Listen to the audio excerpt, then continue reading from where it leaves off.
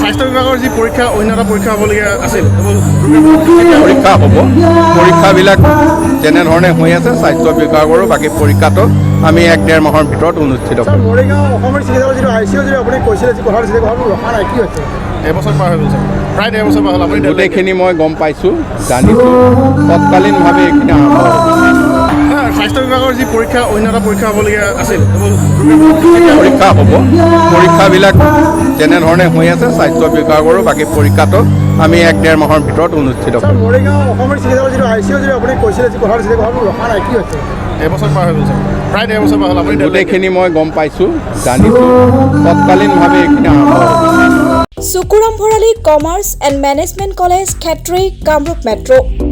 Affiliated to Guwahati University and Siksadut Gopinath Sharma Higher Secondary School, Khetri, Kamrup Metro. Admission going on 2022-23. Available hostel facility, Wi-Fi zone, 24/7 power backup, fire safety, etc. For more details, contact 910139 5956 or 99547074555. Hiteswar Soikia Paramedical College, Tetelia, Kamrup Metro.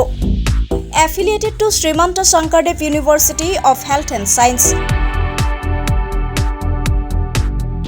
Admission going on for 2022 and 23 batch. Course offered DMLT. Education qualification 12 pass from science stream.